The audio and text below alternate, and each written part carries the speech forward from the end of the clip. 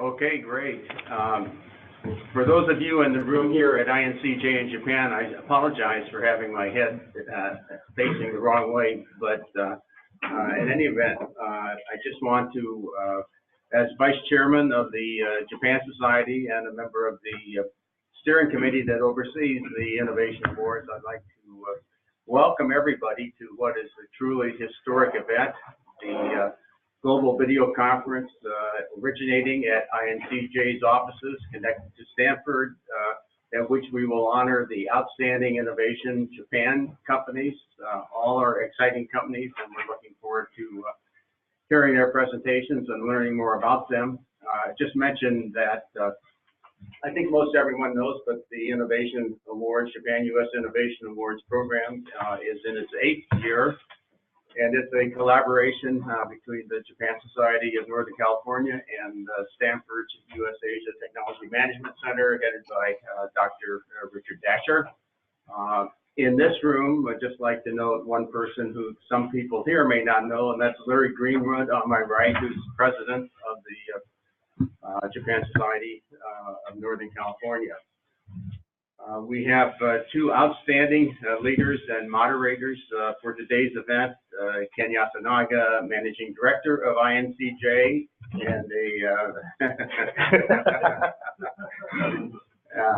and a member of the steering committee that oversees the Innovation Awards, and Richard Dasher, who has, in addition to heading, hello Richard, in addition to heading U.S.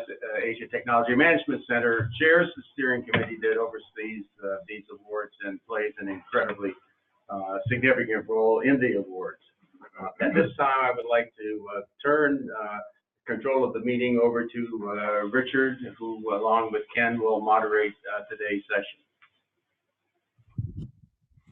John, thank you very much. So, for everyone's benefit, I want to just give a few words about the nature of this award.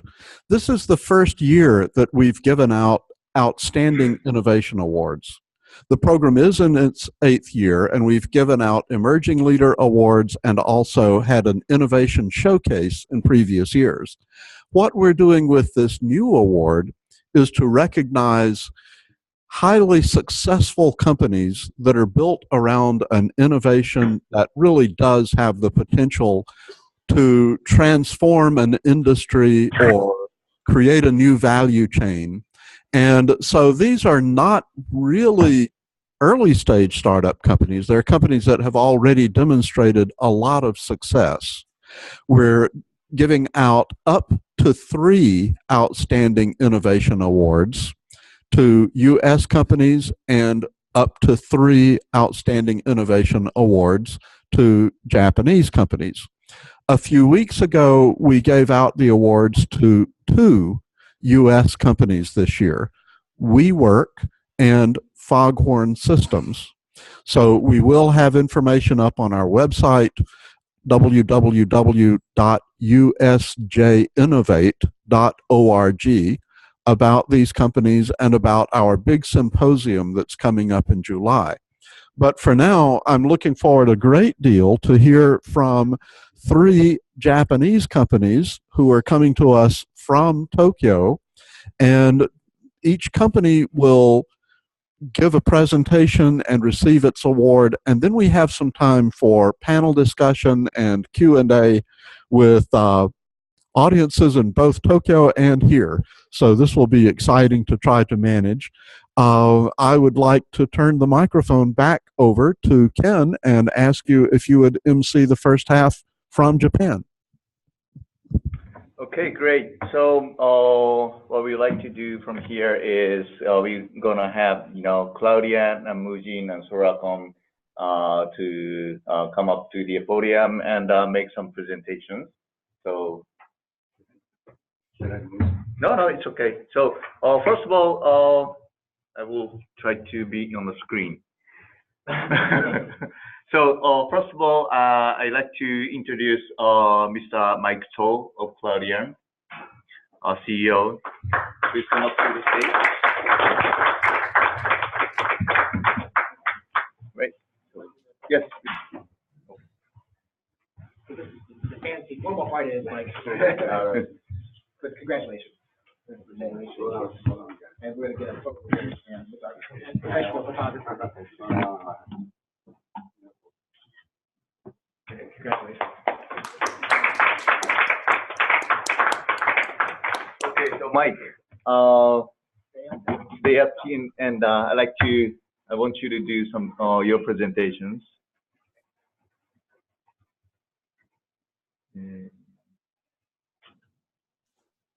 This one.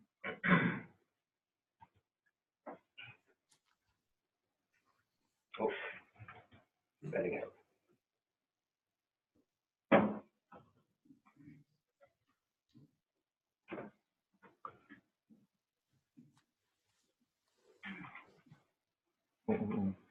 No, this one.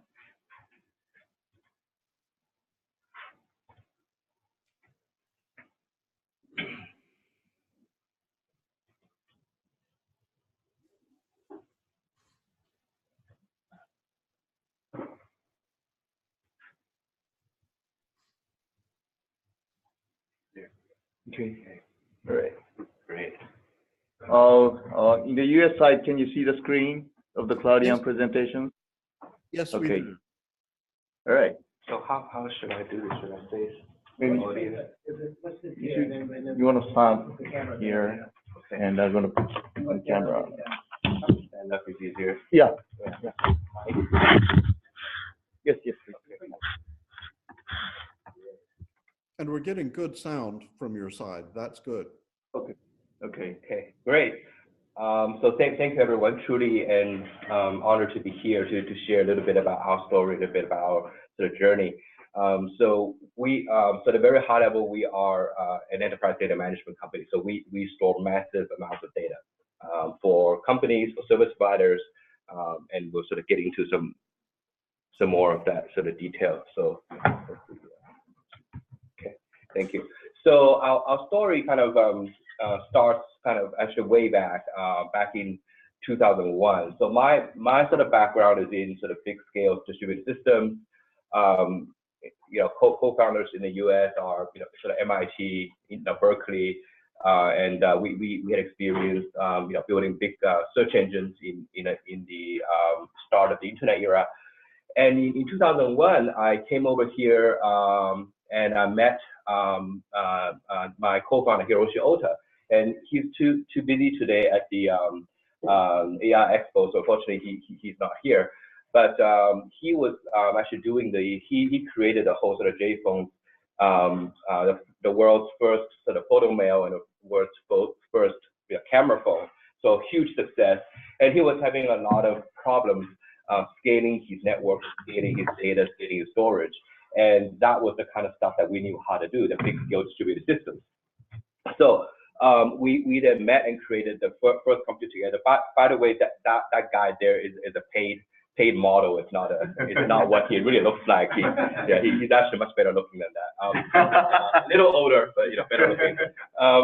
So then we created our first company together, and that we made very large scale mobile messaging solutions. So at one time, 3 out of the 4 mobile telcos right here in Japan were actually using our messaging system to do all of their emails. So Docomo, SoftBank, and also eMobile. So we were a very critical part of the Japanese infrastructure. And we were planning to go IPO in 2009, and that company, by the way, we started end of September 2001. So after September 11th, crashing the buildings, there was no venture funding. So we completely bootstrapped it on our own, doing consulting, and then we used that profit to hire people, build product, and then sell product. So it was completely a good old-fashioned company.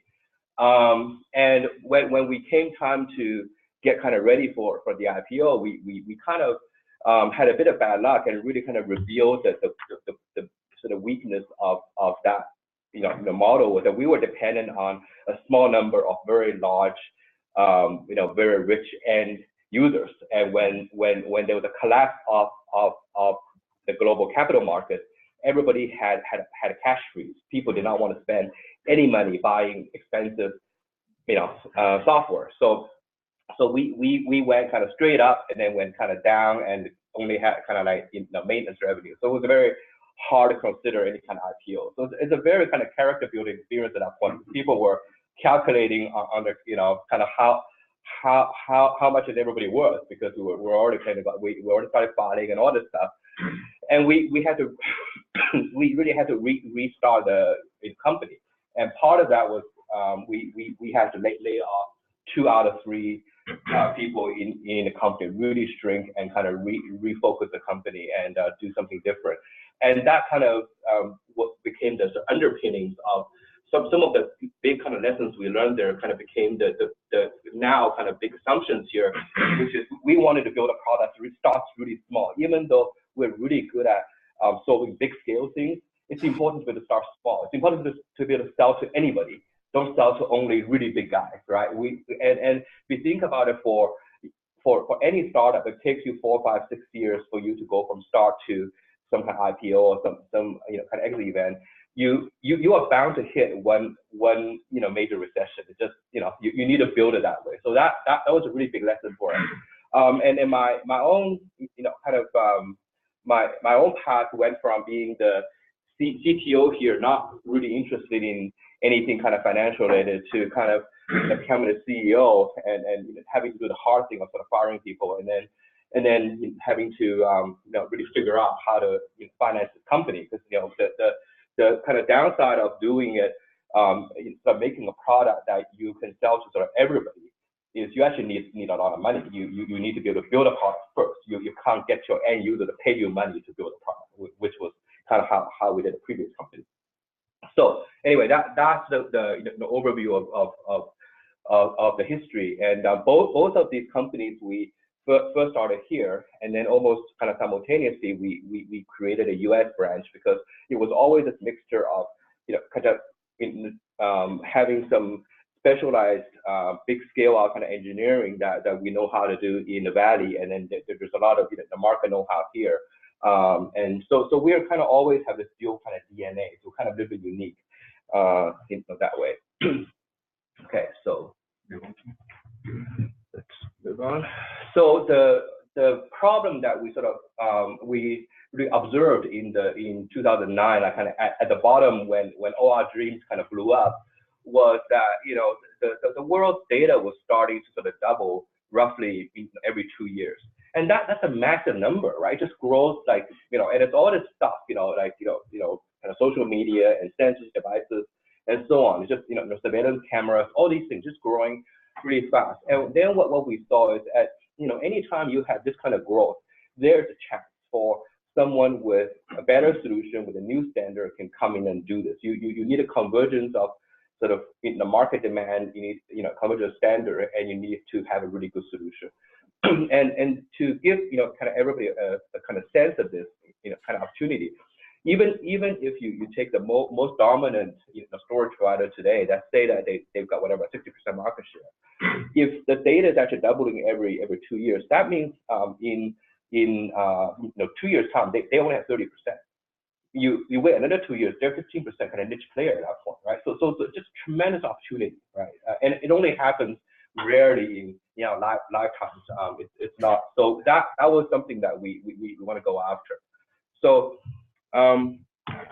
then the sort of big question is, okay, isn't all the data going to end up in the cloud? And that's actually where something that Otasan and I coming from the mobile background, became very helpful, because when you're doing mobile, the biggest limitation is always the network.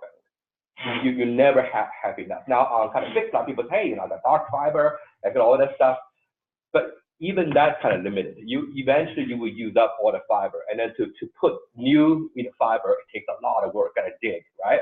So unless somebody can figure out some way of sending a lot of data without kind of digging the ground and without kind of frying all the people, you're always going to have this problem of data being created and there's just not enough to the network to move the data. So what we are seeing now is that the top line of the chart says the data in the world is growing about 50% a year, and then that second line at the bottom is that the total aggregate internet bandwidth is growing about 22% a year. So that means more than half the data created basically got nowhere to go. It's got to be stored somewhere else. It's not going to go in the cloud. So that's a huge opportunity. So what we have done was build a solution that uses the same underlying ideas as what's used in Amazon, Microsoft Cloud Storage, but put it in a software package so that anybody can have it. So you're able to store the data in your own data center, wherever near where the data is created. So our view of this data gravity and this kind of universe is not like the world's gonna collapse into the center, some kind of black hole where all the data sucks in, but it's going to be this kind of distributed universe where they're going to make, there's different galaxies, kind of data pockets, depending on where it's created, right? So if you got like a bunch of, for example, if you got like a bunch of surveillance cameras, it's going to be a lot cheaper to keep all that data near where you have those cameras than to haul them all the way back to some data center somewhere. Yeah. So anyway, and then during the past few years, this whole kind of AI thing kind of really blew out, right? And we kind of looked at it, and that's really interesting. What that AI is doing is that it's starting to turn a lot of the kind of dark data. People don't know what to do with data. It's turning that into something very useful, because any new AI thing is only as good as how well you are training it. So then we kind of looked at, wow, that's perfect, because that means that we want to be the guys that are actually kind of selling storage to how to manage storage to all the AI guys, because I don't know which one of these 1,000 AI companies will end up being like the winner, but I know every one of them is going to need to manage a lot of data, right? So I like to be part of that story. And then cloud's getting more and more complicated, right? It starts people thinking, okay, we're moving to the cloud. Okay, I got to pick from one of the 3 or 4 clouds. And now everyone's saying, I kind of went to one cloud and I'm kind of really trapped.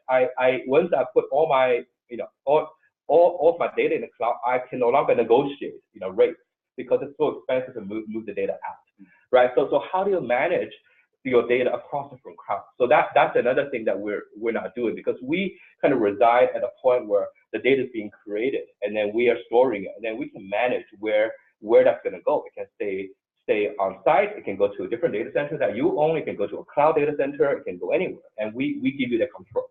Okay. So, and of course, TAM is huge, right? We're sort of going after the whole global storage market. So at a very high level, what we do is we have all the same kind of attributes as cloud, except it's appliance and a software that runs on industry commodity servers that can go into your data center. And we specifically chose to go after the kind of the coder or the kind of secondary storage part, right? So there's part of storage where it's all about speed. It's the stuff that you're running your VMs in, your database has got to be fast. We went for the part where it's data at rest. It's stuff that you are keeping and you're going to keep for a long time. And the reason why that's interesting is that that is a part which is basically accumulation model. It's like what happens when your phone gets full, right? You go, oh gee, it's full. So then you go into the delete like a few photos and videos, and by the time you get to like the 10th one, you go, oh man, this is a lot of work to figure out what I can delete. I'm going to go down the store and buy another phone with what, double the amount of storage, right? So that's the business that we want to be in. It's too hard to kind of figure out what you keep and what you delete. You just go buy more, right? So that's what we're doing. And then product itself is it's fully compliant with the most the leading standard in the industry, which is the Amazon S3 API. And we build a product that can run on-premise, can run across data centers, can run hybrid, moving data in and out of one cloud, and we can also move data in and out of more than one cloud. So there's all these kind of different ways to use the data. And the other thing, as I mentioned before, so the really key thing is to build something that to start small. Like our end users can do a test using three VMs on a PC and get all the features. That's just amazing, right? Because then they get a view of the product, and then before they have to buy any kind of hardware. And we actually win close to 90%, a little bit over 90% of head-to-head kind of competition, and that's really due to the fact that we've taken kind of like a Japan first policy, and I'll explain that a little bit later. That's really, I mean, I'm sort of grateful that we really were able to do this because we actually first started here. Okay. So so we built the company in 3 phases. The first phase, and again, it's kind of a bit of a stroke of luck, but the first phase happened like, so we were, happily building, mobile messaging systems. And then in the background, we started to work on this big data storage thing, right? And we kind of picked the day that we were going to announce this to the world. The day that we picked was March 11th, 2011. We announced a few, yeah, so see, in this room, everybody knows exactly what I'm talking about, right? We announced it about 3 or 4 hours before the quiz hit. So then, a few weeks later, we got calls from people like NTT, people like Nifty, going, we realized we need multi-store, we need to have, kind of geo-dispersed data storage.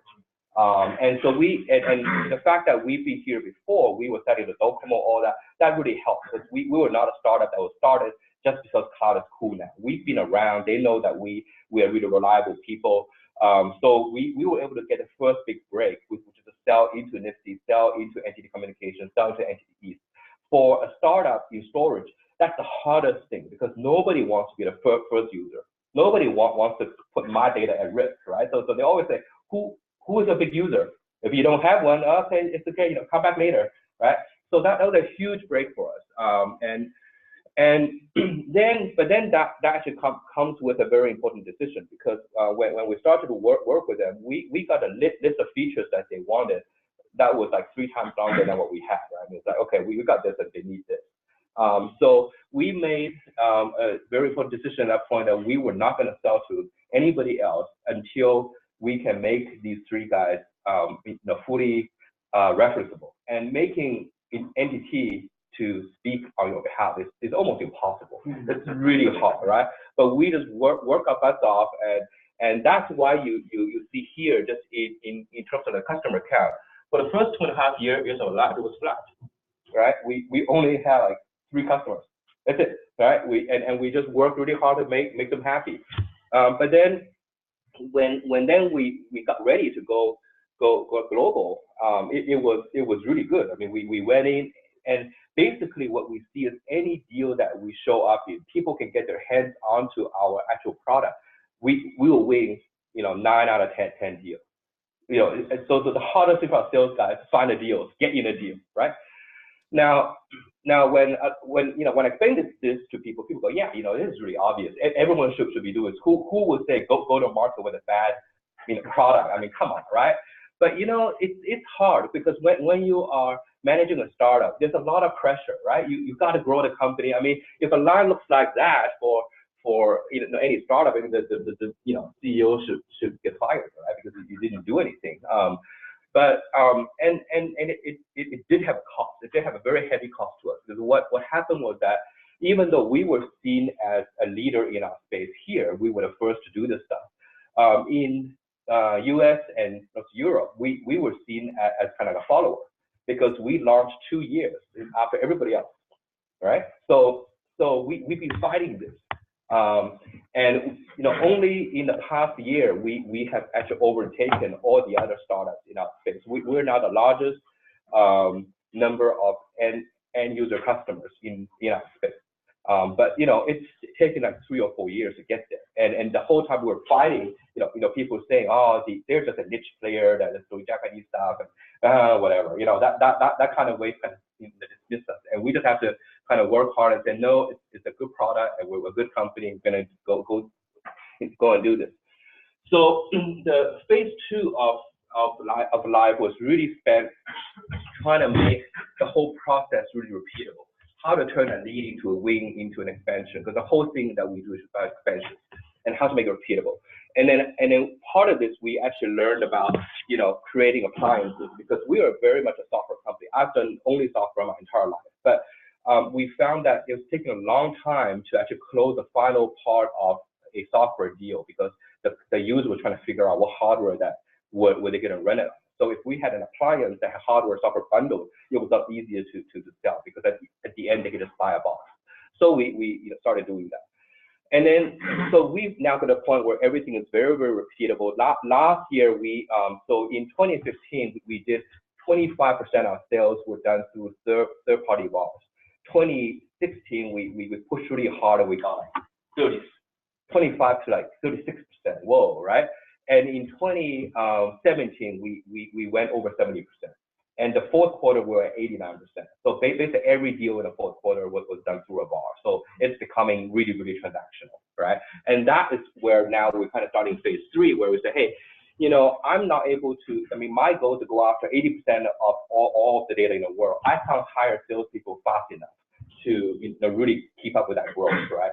So at some point when we're able to make this kind of repeatable, I need to borrow, someone else's army, essentially, right? So we already have an agreement with Lenovo. We have an agreement in EMEA with HPE, and we announced an investment with Cisco just a couple weeks ago. So now we still have a lot of work to do. And to get to part 3, a lot of companies fail there, but it's hard. It's really hard to get these big, companies, to do stuff. But we're really going to give it a shot now. Okay. So and here what you can see is just in terms of the expansion, the revenues really grew. The red is in the US and the green is in EMEA. It's really start dominating. The blue and the purple is APJ. So it's steady, but it's all the growth coming from global. So just very quickly, a lot of people ask me, what is your stuff actually used for? Well, it's used for almost everything because everybody needs data. We are moving into an age where data is king, right? Everybody's got data. So we have health and life sciences. We have like a lot of government stuff, health records.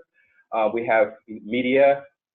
We have quite a lot of governments. We have like Hong Kong government, the Japanese government. We have like the International Criminal Court at The Hague. So the guy drinking the poison in the room, that actually came from our storage of the courtroom video. Oh. So yeah, so that was putting actually just a few months before the guy did it. And of course we have these service providers who is actually selling to the smaller companies. And we also have a very heavy sort of presence in the IoT space. So we have the world's largest IoT cloud company that starts with some 2 letters. I can't say who they are, but they're by far the biggest one. We have 2 of the top 5 Formula 1 racing teams. So they got sensors on their cars and they're keeping all the data, right? Simulating everything. We have the body cams, the police body cams. All that kind of stuff. And we also have a lot of stuff going right now in AI, and also we have partnerships with the 3 of the largest cloud providers. So I think I'll kind of skip over some of this, but in Japan we have NTT that's very well-known service. We also have the industry company called Toray.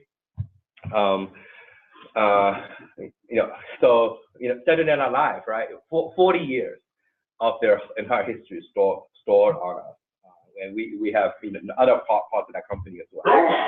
Again, I'm not allowed to say the 3-letter name of the TV station, but I am allowed to say the name of the show. Yeah, whatever. Exactly. Yeah. So crazy stuff. Yeah, and then body cam. And devices, right? This is sort of a really a big sort of growth part, because a lot of people say, oh, enterprise data, emails, or that stuff actually is not growing at a rate. That's not creating that kind of double, every 2 years. What is creating that double is all these things, all these devices. And what you see here is a simple one, right? Once you put surveillance cameras up, you go, gee, why aren't the faces clear? Well, okay, sure. To get faces clear, then you put in 4K, 8K. Well, when you do that, the data goes 14x. Okay, so it's all doable. You just need more storage, right? So really nice for for us. And then so all this AI stuff, what you're seeing is that you need a lot of data for you to train, right? So AI is actually all about the data. And what we learned through our own experience is that, as you go from, like the amount of data that you use to do the training, you're able to get the rate, rate up by a lot. So I want to show you just a couple of videos to finish up. So this is a project that we did jointly with Dentsu, where we are automatically recognizing the exact make, year, and model of cars coming down on the freeway. And over there, you see a little kind of picture. That's one of the sort of highway advertising billboards. And we are actually flipping the ad on the billboard sort of based on the car that's coming. So here you see like Toyota coming. Now it's showing kind of a theme park type of stuff ad, right? And then, and you're coming through. And now you have the BMW. It's now showing a Golf ad. Right, and here's what it looks like. So here's this Audi that's driving, and you can see now because it's Audi, the ad flips to the Golf. Hold on, yeah. We're not getting the video here. We're not getting the video here. Hold on, just a second. Let's see if we can try again. Okay. Yeah, it's done in real time. Yeah. Are you seeing it now, Richard? You see the first frame, but it's not moving. Let me describe it for you. There's a camera at some location on a freeway in Tokyo. Lots of cars driving by in both directions. On the right-hand lane, all the cars, makes, and models being individually identified. And then about a half a mile or a mile down the road, there's a digital billboard that changes its advertisement when a car is detected to personalize the billboard ad for the cars that are coming on the freeway. All in real time. See. We're getting this now, and we're seeing the identification of the oncoming cars. Yeah. Oh, and later on, there's a clip that shows the billboard actually changing in the real world from the point of view of the driver. Okay. Pretty cool. Yeah, and that was a use case that was really surprising to a lot of people, because people think of our story. I told you, like, we're in the 80%. It's not really sexy. We just keep it long term, but you can do some crazy stuff with this stuff. If you have the data, because we use that data to train, the AI, so it's able to do the car kind of recognition in real time. So okay. So maybe we should go to the next one. Sure. Yeah, that's weird. Okay, so. And of course, then that leads into a bunch of other related use cases. So right now we're doing actually traffic surveying in Shibuya and Shinjuku. So maybe you just pause that a little bit. Yeah. So it's fine. Yeah. And then just to close off, I'm gonna show a video from the voice of one of our media and entertainment customers. So can you guys see the WGBH is a PBS and NPR station in the Boston market, so we're the largest single contributor of content to PBS, and that includes some big names like Frontline, Nova, Masterpiece, American Experience, and Antiques Roadshow. The size of files is something that we're all challenged with, 4K, 8K, ultra high def, whatever it might be. There's infrastructure that has to be put in place now. Now you've changed, you may have messed them up. Yeah, if you do that And so on to support the move. Can you guys still see the video?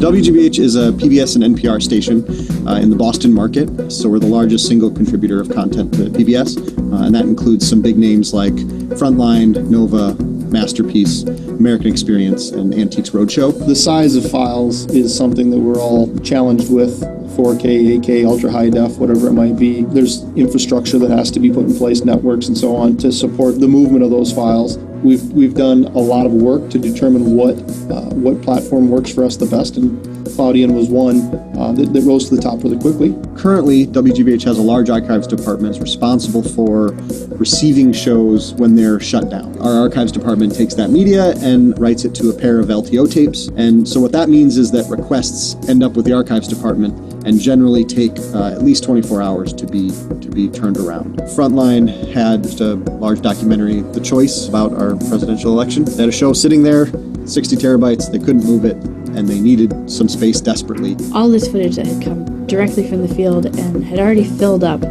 our RAID drives, it actually halted the ingest of the footage. And all that meant is that we then couldn't put it into the Avid for Steve to edit. That's where we got involved with Cloudian. So we said, hey, here's a bucket, go crazy, and they moved 60 terabytes. Now they can keep editing.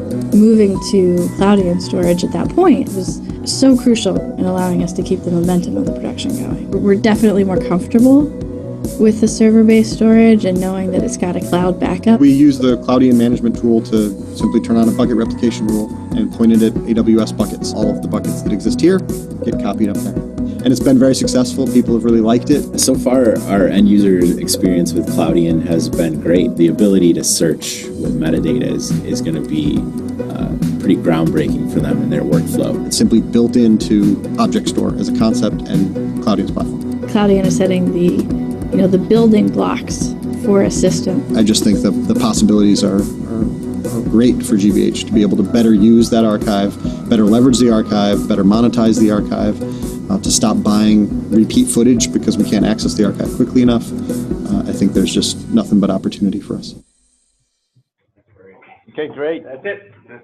Thank you. Thank you very much. Big applause to the mic. So I wanted to have some Q&A session, but for the interest of time, we have later on. We're gonna have a panel discussion. So please take questions for that time. So we're gonna move on to the next speakers. Next speaker is Mr. Issei Takino from Mujin. Please come up. And Larry Greenwood, president of the National Safety of Southern California, will present some of our participants.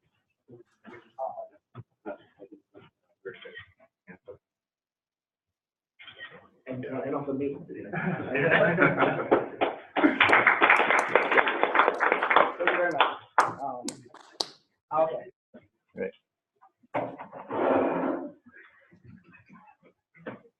I have something like video things like. Yeah. Okay. I know it's pretty heavy, but Oh, yeah. yeah, I think it's Yeah, durable I've so prepared far. for the many videos, not Yeah. the previous one. It's okay. All right. Let me just share the screen. Sorry.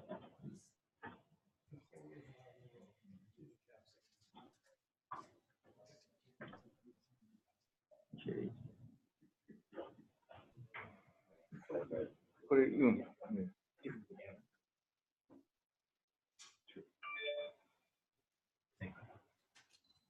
Okay, can you see the screens as sample from sample side? Yes, we do. We see it fine. Okay, great. So, okay.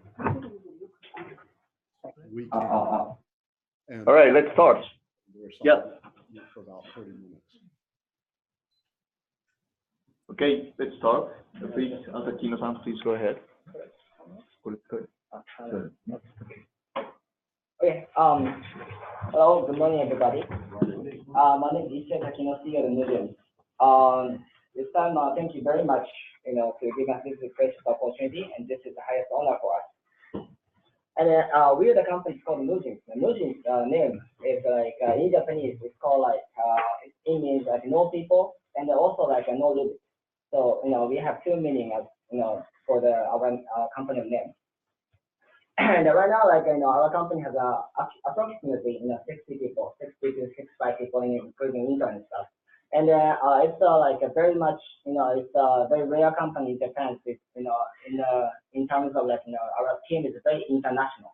We have like 10, people from 10 countries right now, and actually it's increasing. And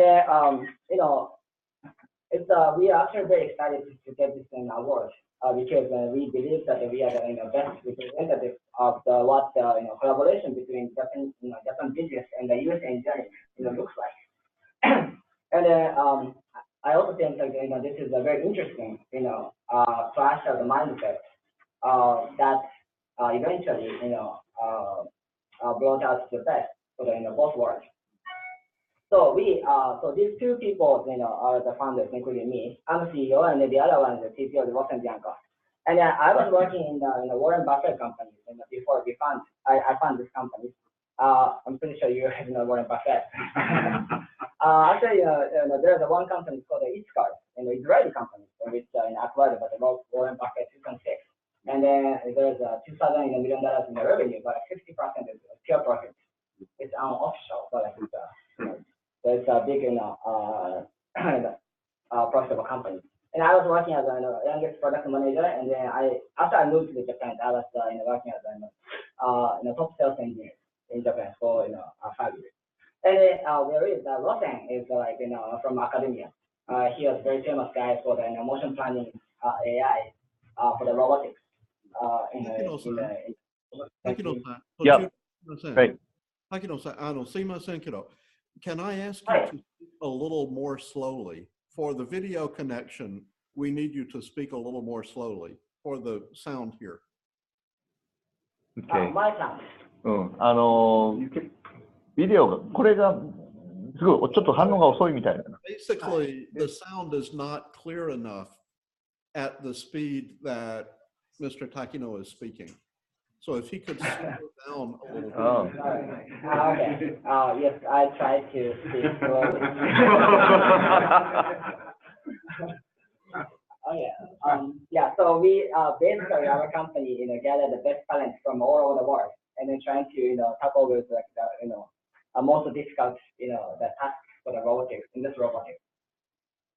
And we are the Japanese company, and I'm going to explain a little bit about our social background. So Japan, what's this number? This number is the amount of labor force decreasing a day. So today. So this much people is decreasing. So one company is gone every day in Japan. So it's very serious. And especially logistics industry, it's very severe because nobody will work here. The worse than the manufacturing. So as a company, as a country, same as any European countries, that it's Japan, we must increase productivity with the same amount of resources or less, the amount of resources. So this is a very severe problem in Japan. So one of the solutions we think the industrial, the advanced industrial robots, but this is not a very new idea. Everybody can think. So when we think about robots, there are so many kinds of robots, which is supposed to help human beings. So when we think of the most useful or realistically perspective, we believe that industrial robot is a real solution. So what is a real industrial robot? Industrial robot is a robot which doesn't have a head, doesn't have the legs, which doesn't have doesn't look like a human being. It only has an arm. So maybe you saw it in the TV or something working in the factory. And actually, the industrial robot consists of two parts. One is the arm. It's it's very simple configuration. Only motor, gears, and the bearings and metal. Arm parts. So it's very simple. There's no CPU in there. And the other one is the software. It's called a robot controller. Everything the brain part is inside. So these two things is called an industrial. So this is very basic. So how we should use the industrial robot. So robots. When I found the company, many media asking us oh, you guys make the robot smarter, and then robots might take the job from human beings, right? Especially when I go to the US, everybody is asking us. But in Japan, it's different. A robot is actually working for the human beings to shift our resources to a more creative job. So this is how we have to use the robot, right? So we need a robot.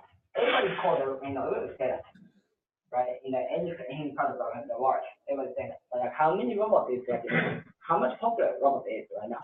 Even Japan, one robot is only for the 100 people. So there's not one robot in each factory. So it's not very popular yet. So why? So we think that there's a four bottlenecks. four program for the expansion of the robot market. So first one is like in different interface.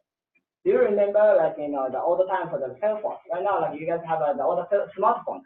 So inside of when you see the smartphones, there's two OS, right? iOS or Android, right? Before, right, when you open up like some kind of any kind of the cell phone, there's different OS operating system inside. So you have to learn how to use it every time you change the phone. So it's like robot is like all the time with your cell phone, and it's more difficult version. So each maker, there are so many makers, many makers, and the body part is actually same. There are many like the parts is actually common, but like all the like software, background applications and the language, everything's different. That's why like even though you can use the manufacturer A, it doesn't mean you can use the manufacturer B. So it's not very like useful. And two, even though you choose the one manufacturer, you have to teach a robot. If it's a human being, you can say like, oh, please do this, and the people can do it. But the robot cannot do it. You have to teach. So how to teach? So this is important. So when you see like the left hand side, you can see it's called the pendant, like a controller. You see like in the flow of the text, and then you see the flow of the text, and you imagine how to move the robot in your head. Right? It's very, very difficult. It's a super professional job. Not more people can do it. Right? So this is the reality. And then you grab this and you teach the robot the motion one by one. It's crazy. But this is like it is happening in the industry right now. And even though you finish teaching, let's move the robot. So what robot can do, right? Basically, industrial robot's main job is they do whatever you teach. So repeated job. It's called teaching playback. So if you don't teach, robot can move. And some people think like, oh, there's a vision, right? 2D vision, 3D vision. So if there's a vision, you don't need to teach. It's wrong. If you have the vision system, you have to anticipate. You have to expect what kind of result is coming before. So you have to pre-teaching, full main teaching beforehand. So if you have sensors, you have to teach more. And the full program for the expansion of the bottleneck for the expansion of robots in the market is like difficult to become robot manufacturers. We only have 12 the robot manufacturing in the world that we can do the mass production right now. It's almost like $12 billion dollar industry right now. Industrial market. So only have 12 makers. So it's very rare market. So why? Everybody can actually make the arm part, but it's very difficult to make this software part, the controller part.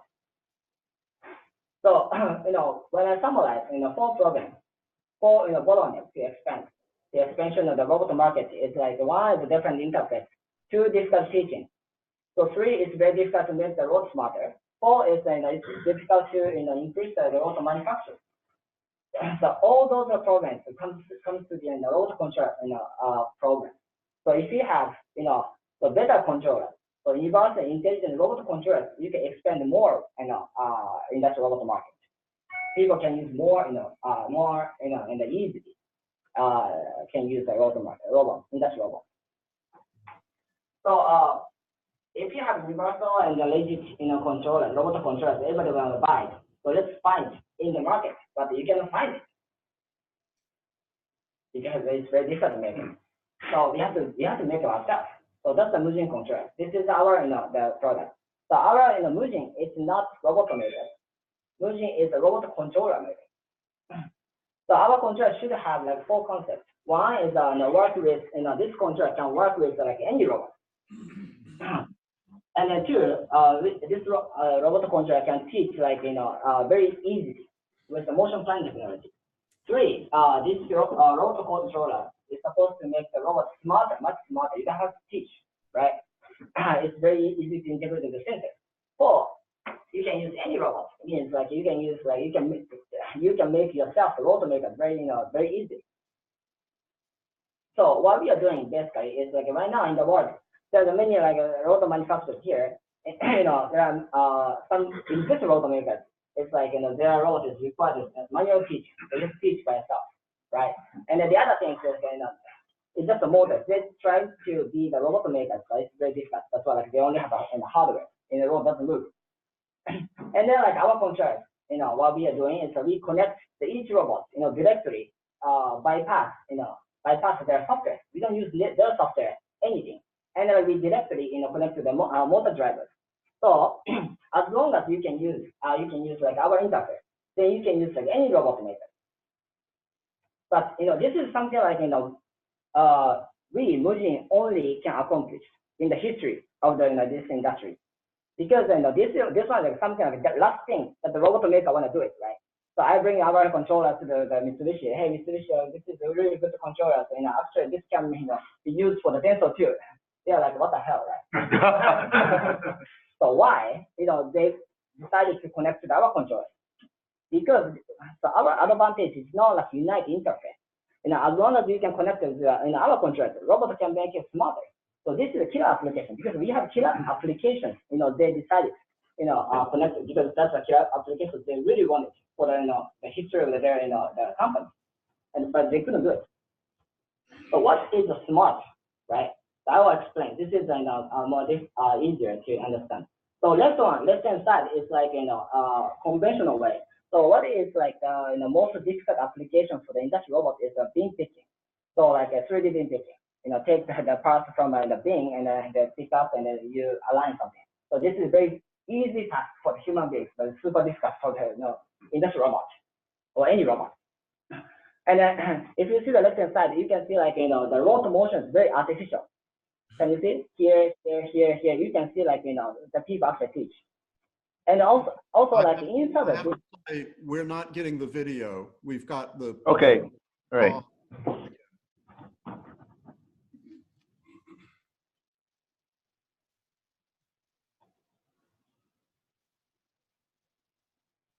From here, boring like text messaging like presentation, like all the movies. Okay, how about this time, Richard? Okay, good. Okay. So when you see left-hand side of movies, you can see the robot motions, right? And then like you can see like robot motion is very artificial. You can see like actually the people actually out the robot. The one here, here, here, here, and then actually inside of the thing, the people teach the robot 2,000 kinds of the motion. So it's after, but 2,000 kinds of motion is not enough at all. Because when you see the workpiece here, they this way. If you see the workpiece here and obstacle here and the workpiece here, maybe this way, right? It's unlimited. Still 2,000 unlimited. It's supposed like only making the demos it takes 1 year.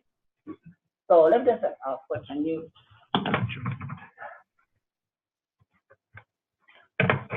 So right hand side of the robot is like hardware, everything is same.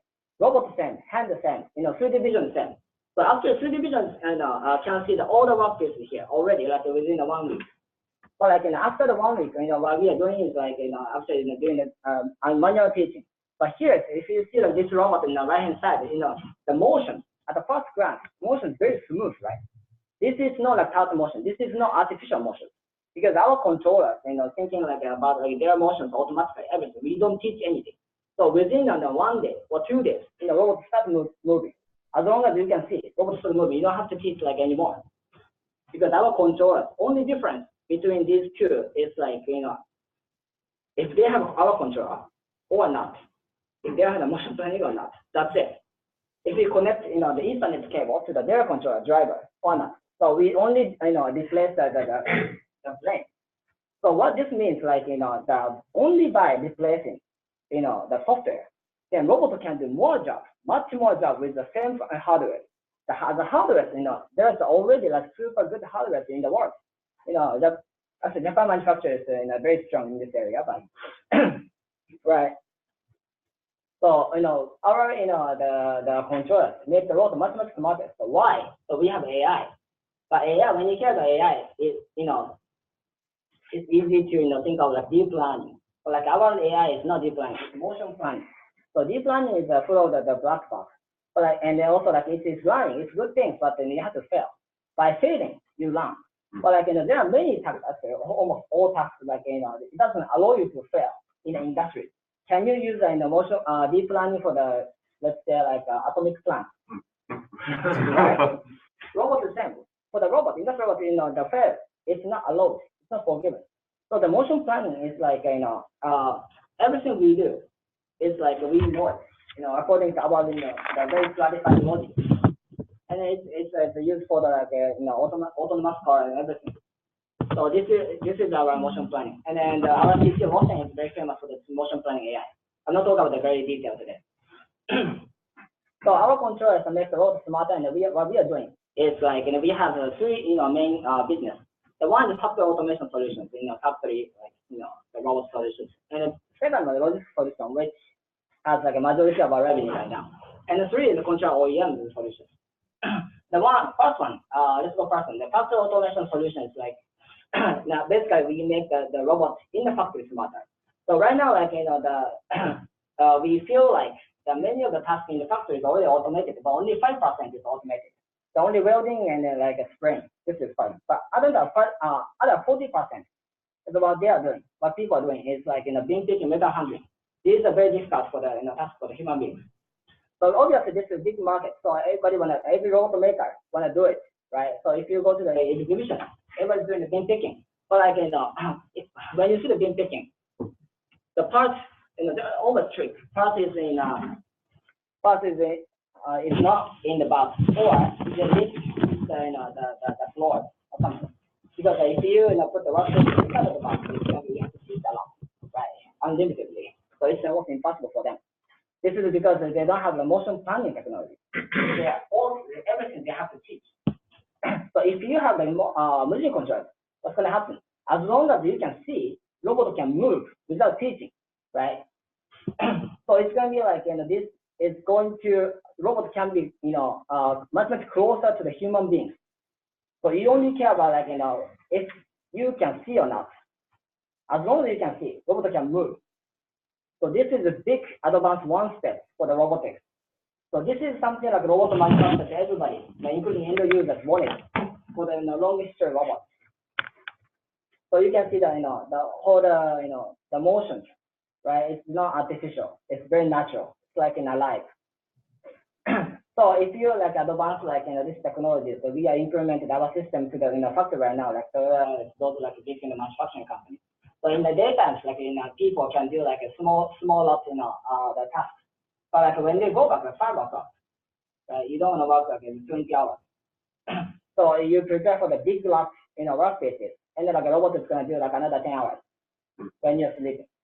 And then already like 1.5 times more in production in the factory. And then this is actually, we start implementing with a very high speed right now. And the second one is logistics solutions. So in the logistics, now as I told you, like in the very beginning, they don't have much people, and it's becoming like a big problem in Japan, in US, in Europe. But you cannot see the much robot in the warehouse. Why? You saw like even one workpiece, you have to teach a lot, right? In a warehouse, there are so many workpieces, 50, 60, 1,000 workpieces. The robot has to handle like a day. What does that teach? 300 new workpieces coming every day to the warehouse. Nobody can teach. That's why like nobody could implement.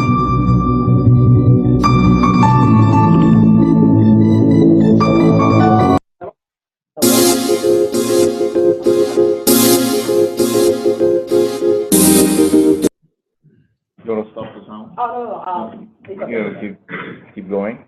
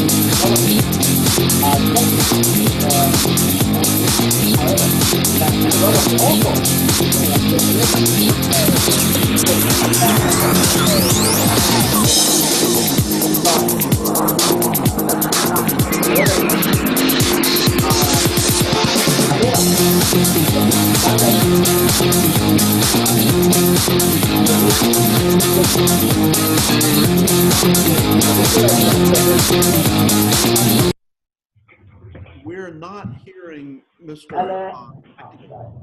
We're So only. we have like also like the OEM business here. So we are actually OEM our controller to the new robot maker. It was very difficult to make the software parts before. So we offer our controller, so they don't have to make a software. So this is one of the Chinese robot makers. Right now, so many Chinese robot makers, they want to be robot makers, but like it's very difficult to make the software. So we offer the only software, OEM software, so they can be the robot maker as soon as possible with the motion planning AI within 1 month. So it's like Fanuc is offering like the CNC to the machine manufacturer. We are offering robot control, the robot manufacturer. So I'd like to conclude my presentation with the last clip.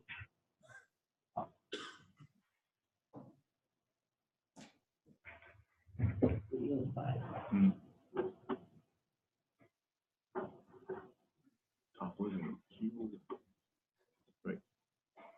It's now moving. Okay. Right. So with our controls in the Mujin mission, with our controls, we would like to create the world where anybody can use industrial robots. Anybody can make the robot intelligent. Anybody can be industrial robot manufacturer. So these three is like the world that we're trying to create. And this is not just ideal. This is just we already begin to create this world.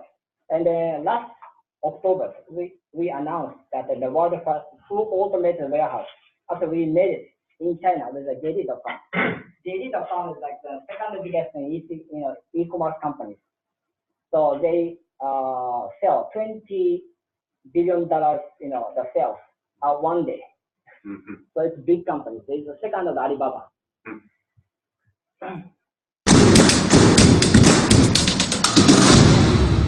Our first, the world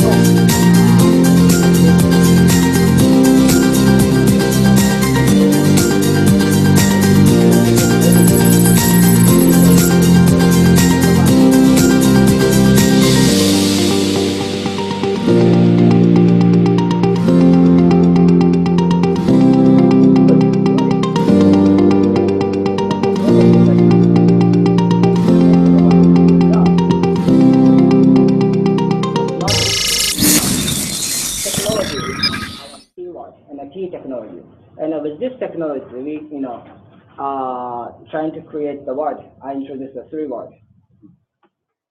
And then keep going. Thank you very much. Great, thank you very much. Thank you, Takino-san. So we have one more presentation before taking a break, so hang in there. So the next speaker will be Tamagawa-san of Soracom. Please come ahead.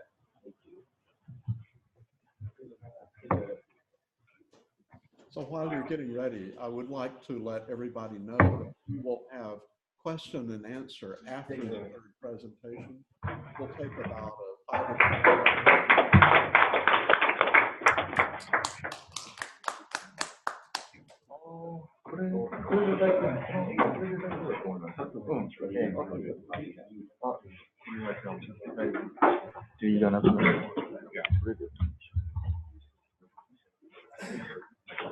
Hi everyone. Hi everyone. Hear you well. That's great. Thank you. So my name is Ken Tamagawa, CEO of Soracom, and We're hearing you fine. That's great. But we're not seeing your presentation. We see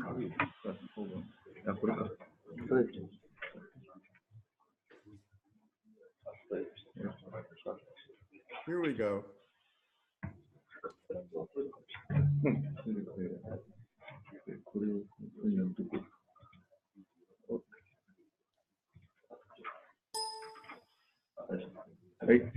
Hi, my name is Ken Tamagawa, CEO of Soracom, and I used to work for Amazon Web Services, and I left 3 years ago to create Soracom. And Soracom offers a platform for connectivity to IoT. And within 2 years of our service launch, we have more than 9,000 customers, and we have raised about $37 million, and we are expanding our business globally right now. So let me talk about the overview of Soracom and what this 3 years journey looks like. So this is IoT concept, as you know already. So numerous things, including cars, vending machines, drones, and robots, will be connected to internet. And big data stored in cloud, and control back things and devices, right? A very exciting IoT view. And actually, I used to work for Amazon, and cloud has been evolving very rapidly in the last 10 years. And when I first used Amazon Web Service, it was like in 2008, 10 years ago. I was very shocked because, it was very easy to launch a virtual server in the cloud, right? Before AWS, you need to set up physical server, wire, internet cable, and, install OS, heavy lifting works. But after AWS, you just need to, push a button and then you can get the server, right? Then you can easily get cloud computing power. This is kind of like a democratizing computer resources. So this is, gave a lot of influences to the startup economy. So many startups like Uber, Instagram, Dropbox, they are emerging, especially from United States. And so now, going back to IoT, you got a lot of devices like smartphone, tablets, drones, many like Raspberry Pi, very low-cost devices. Then you can connect to the cloud. But when I used to work for Amazon, many customers wanted to do this, but they are struggling with, connectivity part.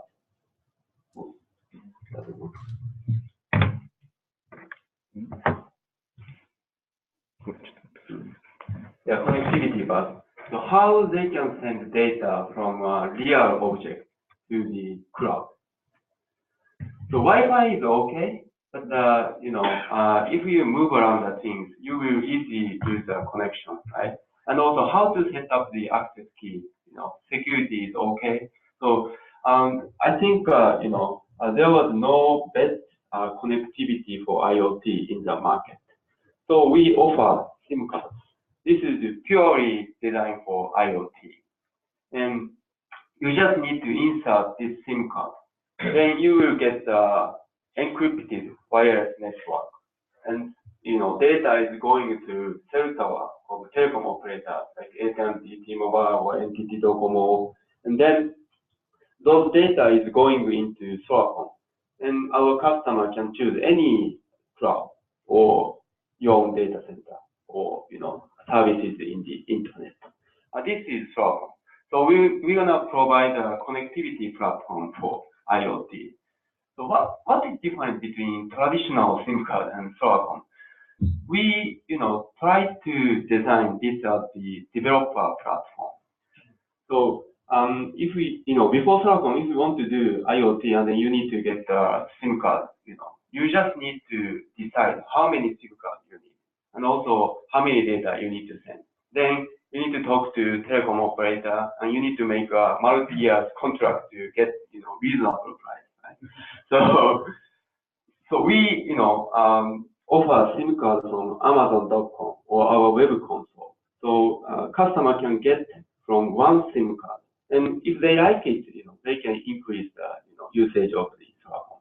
And also we designed our platform as a developer tools and APIs. So this is the video. Okay. Hey, Stafford, are you seeing the video now? This is web console, so you can control the connectivity. You can even change the speed of connectivity, and also you can see how many data you send in the console. And also, of course, you can get those data from APIs and control APIs with any programming language. So Soracom is IoT platform, no commitment, pay as you go. This enables small start, and this is very similar with AWS concept. I really like the nature of AWS business. So after AWS, many innovative web services emerged, right? So Soracom, we hope many innovators are gonna make IoT application using Soracom. So now we have 9,000 customers using Soracom. From enterprise to the startups. This is part of our public customer references. And so let me introduce some of the interesting use cases. So this is a Tokachi Bus, a local bus company in northern area in Japan, Hokkaido area. So they put Soracom into all of buses and then sending GPS location data to the cloud. Then they provide a smartphone application to the customer, which is route finder application. So customer can get best route from where they are to where they want to go using the real-time bus location data. And sometimes when it snows, bus tend to be delayed, right? But you can get a notification from the application. So they wanted to do this from the 10 years ago, but cost-wise it's not impossible. But now we provide a pay-as-you-go model, so they can afford this. It's going to cost like a huge bus. This is Wheel, a very cool personal mobility company. They integrated Soracom inside.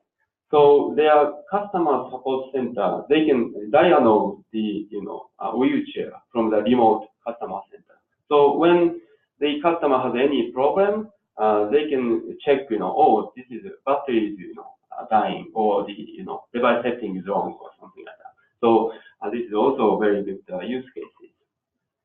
So let me talk about the secret of this Soracom. You might wonder why we can provide this kind of IoT SIM connectivity, because even we are the startup company. So if we want to provide SIM card, you need to be a telecom operator, AT&T or NTT Docomo or T-Mobile, right? So this is like a very heavy investment business. You need to set up numerous cell tower base station, right? And also you need to have a huge data center, and then you need to buy telecom equipment like a packet gateway, billing system. Easily cost $a few $1 million, right? So kind of 10 billion investment to make new telecom operator. So we take like a very unique approach. We don't have any physical assets. Instead, we have a contract with several telecom operators in the global. Then we have a bulk access to the base station, cell tower. And we have a physical direct network to the AWS. Then we built those telecom core network system on top of AWS as the software. So we are the kind of, virtual mobile network operator, purely built in software. So this is the Soracom. And so this one, if we provide like a more SIM card, we just use like a more resources in the AWS. So we can easily scale. And then we can still, sustainable, becoming sustainable business model. Also, when the customer use SIM card for the IoT applications, they are concerned about security, especially in this side. Because, data is going through the cell tower and then telecom operator and going, into the internet. But that is like a public network. So it's very vulnerable to the, any kind of attacks, right? But in this case of the Soracom, your data is going to the cell tower, data center, physical network in the private area of the AWS. So you will get like a direct access to the AWS resources. So this is kind of like a, security option for the customer.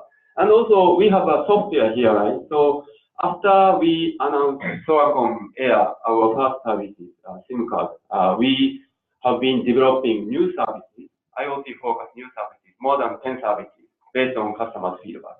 So I want to introduce, one of the interesting services we developed. This is kind of like helping customer to develop and operate IoT applications at very, low effort. So this service is called Soracom Funnel. And right now, you have a lot of options in the cloud side.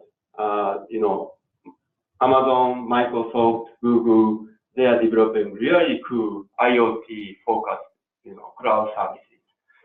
But still, from the customer's perspective, who want to make an IoT application, they need to choose like one cloud services. Then still out of work, right? You need to make a program to use SDK for those cloud services. And then you need to store certification to access cloud services in the device side. But you kind of out of work. But the Soracom Funnel, you just need to install SIM card. Then, you can store certification. You just need to push a button which services you want to use. The rest of work we will do, protocol exchange, buffering, error handling, all of, the complicated work will be done in the Soracom cloud side. So customer just simply choose the, cloud service, which services they want to use. For example, Daido. Daido is one of the largest beverage company in Japan. So they use Soracom and Soracom Funnel to make connected connected machine for the beverage, right? So now more than 40,000 vending machines are connected to Soracom.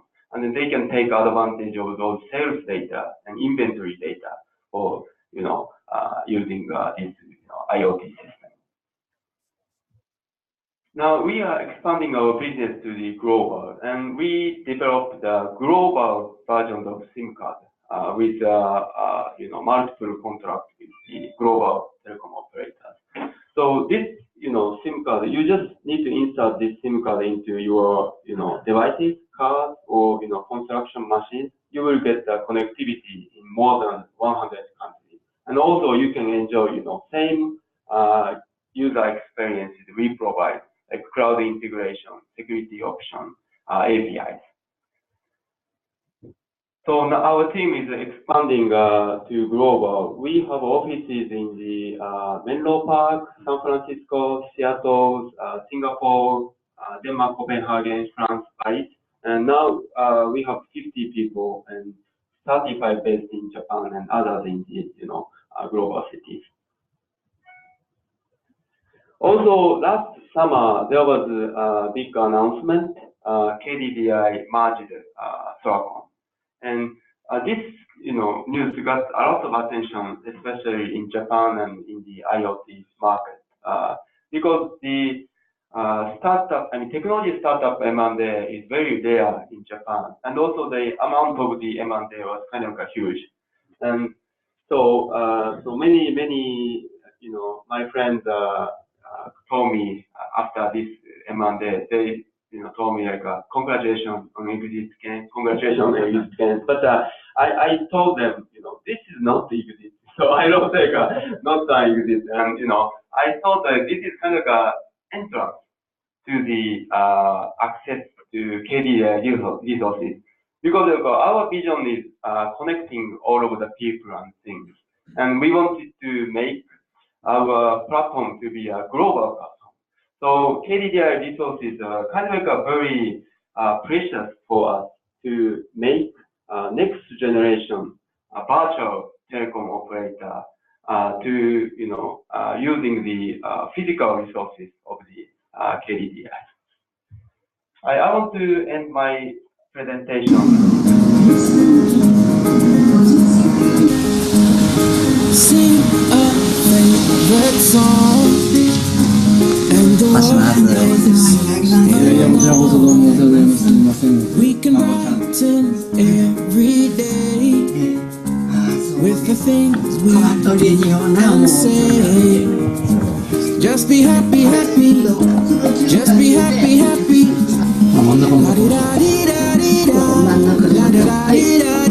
今じゃあお元気ですか？僕はサッカー、小学校でサッカーをしてこんなに黒くなりました。この間この人とおしゃべりした。今じゃ大好き。夏休みに遊びに行くよ。はいはい。こ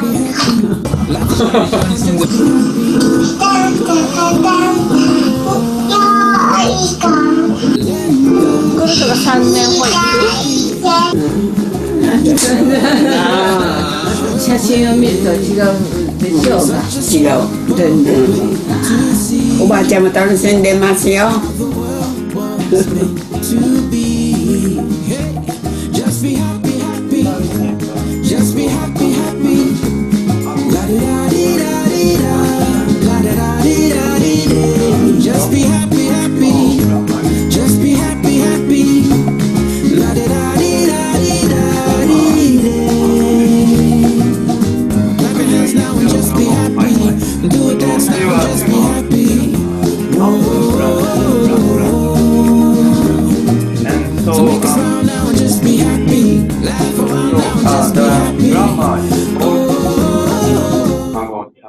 So the CEO, Kajiwara-san from Mark Channel, he wanted to take advertising video with my grandma.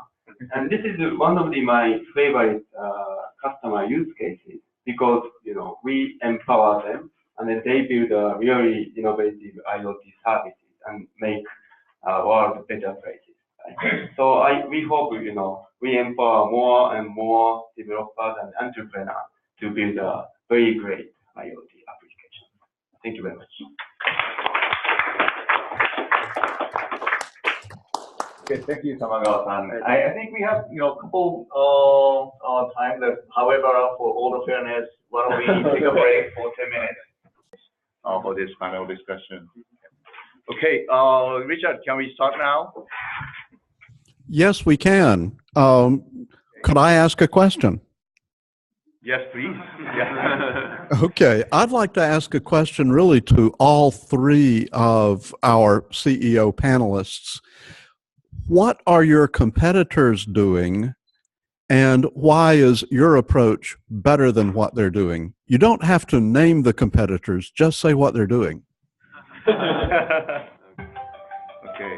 Tamagawa-san, you might want to start. Yeah, actually, we are kind of very unique because we are fusion of the cloud and telecom operators. So if we see telecom operators as a competitors, as I mentioned, they provide SIM card for the connectivity though, but usually they ask a multi-year contract, and salespeople are targeting to the very big enterprise and not like startup company. And also like a cloud provider, AWS and Google, Microsoft, they don't provide connectivity. I mean the cellular network. So kind of we are. If I can follow up to that, you're saying that basically IoT systems, most of us are thinking of embedded sensors and things that already have network connectivity. What Soracom is doing is really to allow anything to become connected, to create a new IoT system as you go. And also, we try to be very horizontal platform and provide a pay-as-you-go model to those developers and enterprises. Okay, thank you. Good, Mike. Yeah. So most of our competitors are trying to improve their product, and in some cases they have to do some fairly heavy lifting, re-architecting the product to try to catch up to us. And the marketplace is very competitive. So we're all we're trying to innovate. The interesting thing about the problem that we are trying to solve is it's a problem that gets sort of exponentially harder as the amount of data people's trying to store increases. So when we started the company, a lot of people say, oh, you're doing this, kind of S3 compatible storage, it's all going to become commodity. S3, everybody can do it. Well, it's true that S3 on a single computer, that's kind of a graduate student project. Anybody can do it. Yeah, agreed. S3 running on 100 servers, yeah, it gets a little harder now, right? S3 running on 1,000 servers across 10 different data centers, yeah, that's kind of like you need some serious engineering and a lot of scars on your back. And that's the problem that we've chosen to solve. So it's the problem that sort of architecture matters. Design decisions really matter. You can't just say, oh, I'll kind of give it away and it's free stuff and it'll all work. Well, it probably wouldn't work when it really scales. So that's the problem that we have chosen. And now what we're seeing is that as time come by, because we sort of architected well and we focus on a small number of high quality customers early, we're competitive, but we're actually pulling kind of further ahead, even though some of the competitors have a lot more resources than we do. But we sort of built a good product from the beginning, so that's now starting to pay off. Okay. Thank you. So regarding our competitors, we don't have much competitors in terms of the technologies right now. But like eventually, as soon as like we show like this kind of JD videos on YouTube, we already found like three, the copycats. Three copycats in China and like one, two like in the US. However, like in terms of technology, nobody has like an motion planning. And but of course, if they have like a big capitals, they might catch up with us, right? So to not to do that, like we have to speed. We have to do two things. We have to speed up, and then second thing is like we have to organize support team, because we are not doing a game. We are not doing like more like a light business. We are doing like a real like automation, factory automation, warehouse automation. So we have to move the robot 24 hours. Right, 365 days. Something happens, we have to support. So that's the most important thing. So we have to organize. If I can follow through really quickly, I do hear about Robot OS as an operating system for robots that is not connected to Mujin, right? The Robot OS manufactured by the robot manufacturer. It's not. Actually, they actually tell us the confidential information to bypass their, software. So we connect directly to their motor, the motor drivers. Okay. So that's as you said, like that's one of like our advantage here. Usually, robot manufacturers don't wanna, allow that things to any company. And you didn't see the FANUC in the picture, or like from this year's, FANUC finally joined, in our like, the other partners. So we have, huge entry to barriers.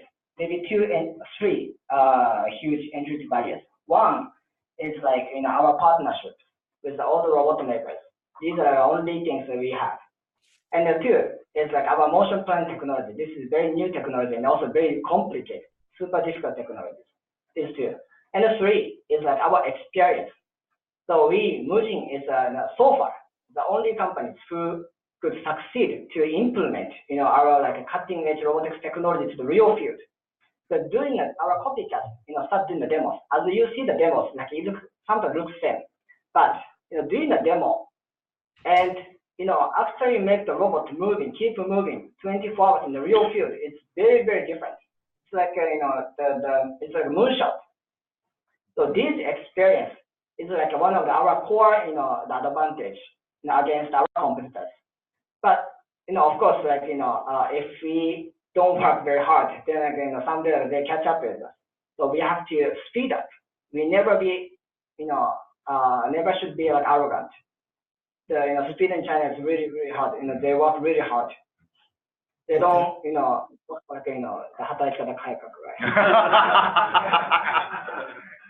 Thanks. Ken, I'll turn the microphone back to you. Thank you. Okay. Okay, there's several questions from the Japanese audience. Alan?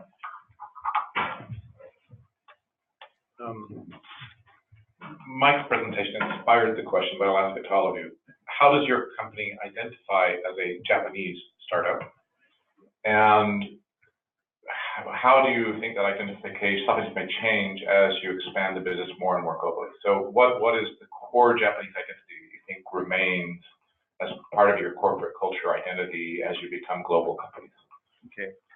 Let me start with Mike first, and then Takino-san, and then Tamagawa-san. Sure. So as we expand the company, actually the company culture actually is by far the most important asset that we have. So it's not a process that makes a high quality product. Maybe that's the mechanism. It's the people, the culture of the company that care about making a good product. These people come up with the process that, so make a product. And it's not, so the culture of our company is very deliberately trained to every employee, and actually every investor as well is required to go through that training. And our core sort of value of the company is around sort of 3 M's and 3 H's. The 3 M's are my company, my product, my customer. So that the idea is everybody has total ownership of all the things. And so it's a one team, one company, and that's a very Japanese concept. It's a very sort of a group kind of a concept, and that's very much in our DNA. The second part of our company culture is around 3 H's. So hungry, humble, and honest. And I would say that probably only the hungry one is more kind of American one. The humble, the hungry and the humble and also the honest one is in some sense very unusual. I mean, a lot of companies talk about like, oh, we have integrity, all this stuff. We really challenge our team to be really, really truthful. Tell the user what our product cannot do. So a lot of times, our salespeople spend a long time telling the user all the things that our product cannot do. And people get really impressed with that. They go, wow, that's amazing, right? No company does that. But that's actually a very sort of Japanese behavior. So as we have moved and expanded globally, our branding is very much global, and we try to appear as a local company sort of wherever we are. So in America, we appear as an American company. In France, we want to appear as a French company. In Japan, we're fully in Japanese company. But the core of the company's culture, I would say, like 5 out of the 6 things I was talking about are really Japanese. And also just one final note, the way we came up with the company culture, it's not something that I kind of drew on a board and say, yeah, it's my stuff, everybody got to do it. When we reached about 40 people, I talked to everybody in the company that had been there up to that point. I asked everybody to write down what were the things that sort of got us there? What were the qualities that got us to that point? Because actually for startups, going from kind of 0 to anything is the hardest part, right? So don't kind of worry about what we aspire to be. That's too big of a goal. Just make sure we retain the qualities that really got us there. So that that was kind of where that came from. So at our core, we're extremely Japanese. Okay. Takino-san? Yeah. So when we ask our identities, we don't really feel like we are like a pure Japanese. We have pure Japanese identities. We have like so many kinds of the variety of the people in our company. So here's the thing, we actually wanted to do this something, and we need this kind of a skill set. We showed the world, and then it happened to have this kind of like a variety of people. So that's it. So we don't really think like we are the real Japanese-oriented companies. We are started from a very global identity and then also spirit. And then but we have like company in Japan, right? Why? So it's actually interesting. In Japan, it's as you know, Japanese people are very good at the manufacturing, right? And then we have a small land of the Japan and a small populations here. But if you work here, so you can find very easily so many kinds of customers, right? In the small areas, we are density is so high. So we can experience so many the feedback, and also the people in Japan don't have much allergy for the automation. Because this is a culture thing. If you go to maybe America, US, or Europe, because of Hollywood, people think sometimes they have some allergy for the automations. But in Japan, it's animations. The robot is always helping people. So it's very easy to do the job, and also feedback is really good because the people in the field is very responsible. But our companies have to do 2 things, right? But one is have to make innovation technology. We have to develop technologies. But second thing is we have to implement the real field, manufacturing. So these 2 is actually different. So if you want to speed up the innovation, you have to take a risk, and you have to speed up, right? But the manufacturing, it's actually don't like the innovations, right? You have to lower the risk. Shouldn't take a risk, because if you stop the manufacturing line 5 minutes, they lose a lot of money.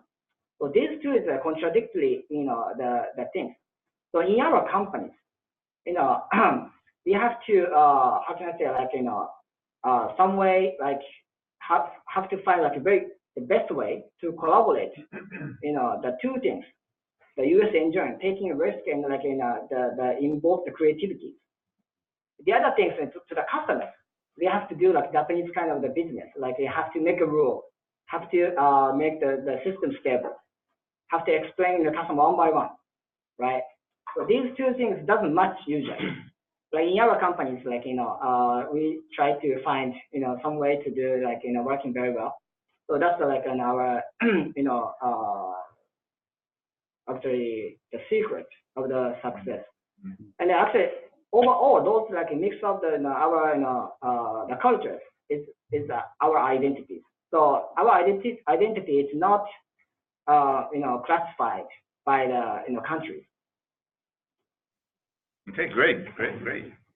Tamagawa-san. Yeah, so looking at my company's culture, so before creating Soracom, I made 14 leadership statements. But, I started my career in IBM first, then I moved to Amazon. So kind of learned a lot, and not copying, but getting a lot of learnings and experiences from those 2 companies, and then made the leadership statement. And every 3 months, we as a team revisit those leadership statements and kind of, do a lot of like, how can I say, revisions to those leadership statements. Then now we have like a 15 leadership statements.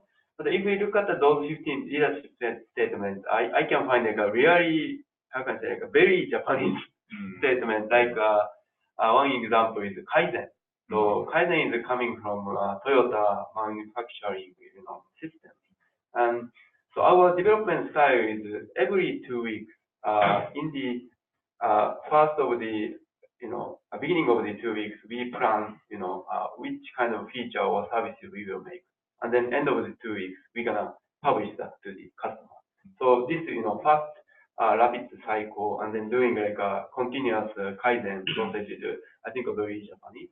And also, we have another leadership statement called avoid muda, which is, try to avoid all of the, how can I say, try to concentrate on very important things, right? And then don't spend like money to other things.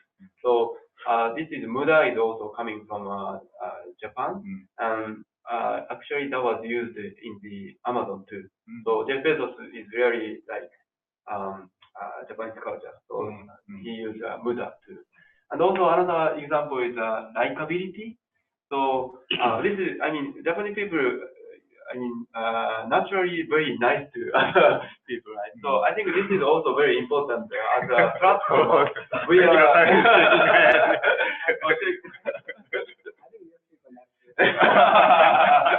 maybe, yeah. But so we are trying to be horizontal platform player. So we want to be very nice to any kind of companies, And so I think that is also very Japanese. Okay, great. Okay, we have a question there. Thank you. Ken? Yeah. Another question from we have one question from Japan side, yeah. Okay. When San Francisco startups come into Japan or Europe, they'll often, when San Francisco startups come into Japan or the European market, they'll often broadcast the fact that they're Silicon Valley startups, and it gives them a lot of credibility. Now,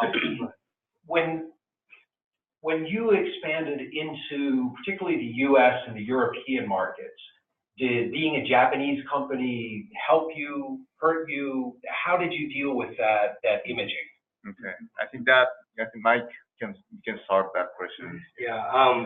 For us, that was a very difficult thing for us, right? Because Japan has a brand for gadgets and even AI and robotics, all those things, but Japan does not have the brand kind of recognition for big distributed systems. And in reality, right, we built that system with a team that's based out of San Francisco. So and because we were not able to find that kind of skills here, right? So for us, we had to walk kind of a very kind of careful line, and there was a huge amount of debate within the company. How do we position this? So eventually we agreed on sort of born in Japan and then native to the valley kind of thing, because we're really dual-headed kind of thing, right? But overall, as we expanded, it was clear that the brand recognition for big-scale distributed systems was coming from the U.S., was coming from the valley. But when we operate, we try to give complete ownership to the local people on the ground. Whether you are a sales leader in France, I mean, we try to give them complete autonomy to what I say to all of them is that you are the CEO, right, of France. You're the CEO of Germany, and you decide how you are going to build up this business. How much money do you need for marketing? How much we're going to hold you accountable to all the things that you ask for and all the things that you're going to create. So when I get kind of like reporters say to me, oh, we have something that we would like to do with you guys, your marketing, say, hey, it's okay, talk to my local guy, because it's not our call, it's that guy's call. So having that kind of local kind of ownership is really important. So we end up having this kind of mixed identity, right? So people talk about, oh, why is a product good? Well, because we were born out of Japan, and if people go, oh, right, quality, customer support, they associate those branding with with a Japanese company. And then, oh, why is your product like scalable good? Well, because all the engineers are all in the US. You know? So, and why are you going to support me good? Well, because we have people locally, right? So it's really a balance because now the world's getting really flat. So there's, you know, the people are expecting companies to be really global, and you can't really typecast yourself into exactly one thing. You got to be, you know, somewhat flexible, but it's understanding what are the strengths. So I think when we hear, everybody hears that we're all building kind of really global companies. It's about how you sort of market a different strength of your company.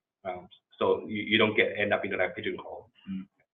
Anything you can share? Well, I think I agree on the Michael's strategy. And also, you know, when I try to make a platform business, I mean, the good teacher is only coming from US, like, you know, Amazon, Google, and Microsoft. And their strategy is kind of development globally. And then, you know, sell it in the local market, very local. And so I apply same, strategy to my company. So globally development, and but when we sell our product in each market, we try to hire CEO in the from the those countries. Actually, I hired a US CEO this year, and he's kind of very native. He can speak Japanese, but that's a plus. But the minimum. I mean, at least he needs to be very native, English speaker, right? And also, we usually don't say anything about Japan when we sell to the US customer. More like we emphasize, our innovation and technology, what we can help customers to do IoT application. But sometimes, when I see, some like relationships with any Japanese company or like a Japanese how can I say heritage, I will talk about we are based in Japan. But I think I agree on the balance is very important. Okay, great.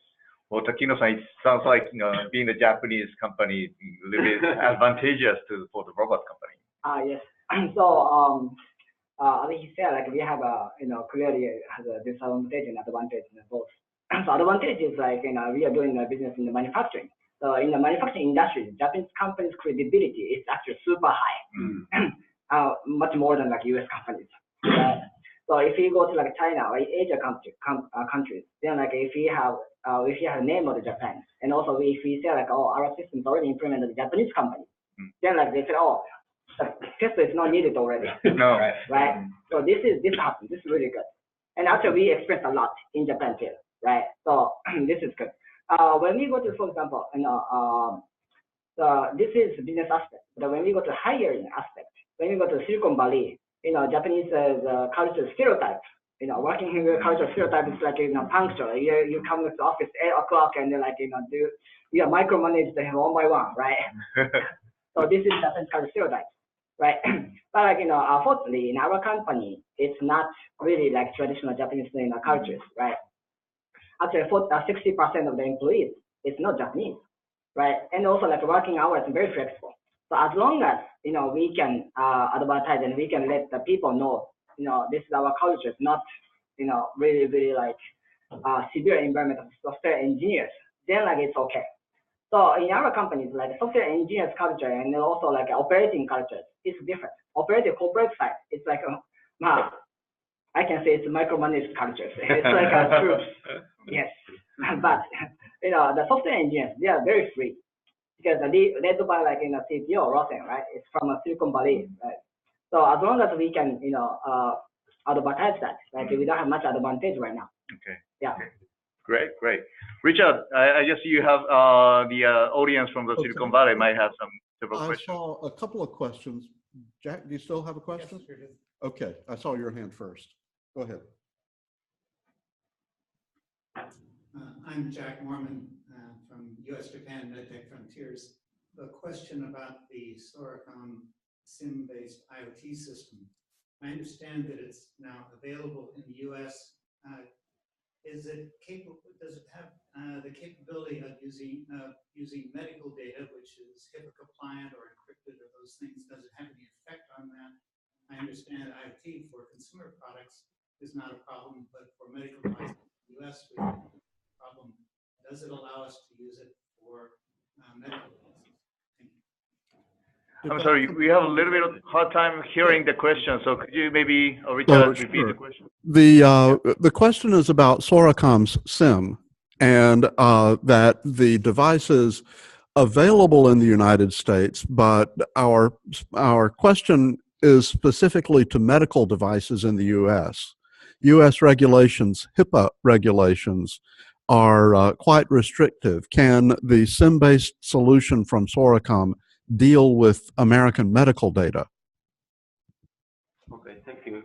Thank you for your question. That is very good question. So actually, the Soracom connectivity is already available in the U.S. and AT&T and T-Mobile network is available.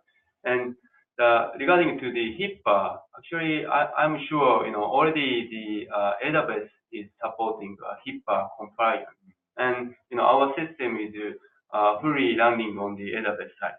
So cloud side is HIPAA compliant, but we don't provide like physical devices, and we provide cellular network and cloud system. So when you do the implementing IoT application, you need to figure out which part need to be certified in terms of like HIPAA. But at least we can have like cloud side and connectivity side. But you need to fulfill the other requirements for entire the IoT application. But I'm very happy to help that to coordinate the HIPAA compliance. And I'm not sure already our existing customer did that in the US, but in Japan already we have like several customers which is not public reference though, but they use Soracom for the medical system. Thank you. Good. Another from Do you have any other question from the US side? Yes, we do. Marty, go ahead.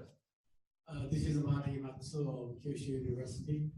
I have a question to the Mujin company. Mujin? Yeah, Mujin, right? All the example you showed us was all factory robot. But is there any way you can utilize your technology to a service sector, like a service robot or Kaigo or restaurant? Anywhere you can use? Got it. All right. Could you get that one? Yeah. Okay. So ultimately, our goal is there actually, like service robot. But as you can see, even the industrial robot, there are so many things the robot cannot do right now, right? In the industrial robot, it's like where they work in the factory. So factory is the working environment. It's controlled environment. Whereas service robot has to work in the under uncontrolled environment. So it's actually super difficult. You cannot build fourth floor if you don't build the first floor, right? So there's actually because we know the difficulty and the deepness of the robotics. That's why like we have to choose, take the step one by one. The first thing is like we accomplish with this bin picking. Everybody can do the bin picking, right? So if you can do the bin picking, huge market is already waiting for you. But after that, so if you can do the bin picking very easily, maybe you can you have to work with maybe after the assembly, because you have to do the so vision system has to like track. You have to use a tracked vision system. So after you can do the assembly in the factory under the controlled environment, and then factory the robot maybe can work with the people in the factory still. After you can succeeded to make the robot work with the people without fence successfully, then maybe like service robot can come. If you don't build 1, 3 sub steps, then you only do the demos and you finish. Like you try to move the robot 10 times and then the 2 times the robot moves, and did you take a video? That's kind of so there's a huge step for the service robot actually. It's much more difficult than like you see like on the media. So because we know the difficulties, we are doing this for the fasting. Yeah. Okay. Great. We have one question from several additional questions from Japan side. Taira-san. I'd like to ask Mike, Cloudian, is data is increasing rapidly, and how much percentage from video increase the video side? That's one question. Other question is that you looks like you are fighting expansion of the machine. You got to increase the machine to make a service. So how much capital investment you spend for every year to satisfy the customer? Yeah. Okay. So there's two questions. Should change the mic. Sorry.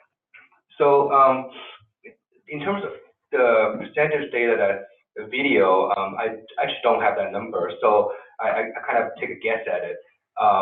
It's a pretty big proportion. It's big. But I don't know whether it's 50% or 60% or what. So I don't know exactly. But so the second question is such to do with CapEx, right? So the interesting thing is that, well, so they're kind of two separate questions. So one is we actually don't host any of the hardware, right? So we are selling products going into the end user. So the question about end user hardware, the exciting thing about what we're doing is we're using just commodity inter-architecture servers. And the beautiful thing about that is that the density, the cost density is coming, density is increasing, the cost is coming down very rapidly. So the amount of hardware is actually overall not increasing dramatically. So it's not like, okay, data is doubling every 2 years, it takes twice the amount of hardware or whatever. It doesn't. It takes about the same amount of hardware because the hardware is getting denser and denser, right? And that's why our kind of software-based solution is really, long term, is the only way to keep up with this expansion, because you just cannot grow hardware kind of linearly. You need to take advantage of the increasing density, right, of the hardware. So yeah.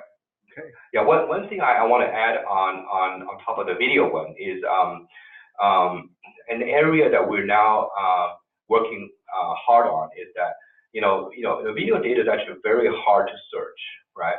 And when I first went into some of the TV stations, they have tons of people that are sitting there that watching the video, and all they do is creating tags for the video, so they can come back and search for that, get to that particular part of the video later.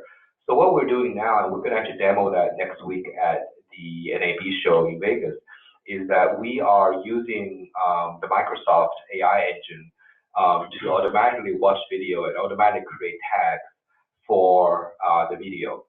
Now that's super powerful, right? Because you have these AI engines that where their kind of knowledge coming from the entire web, so they know my face because my face is on the web. They know a landmark because there's a photo of that on the web.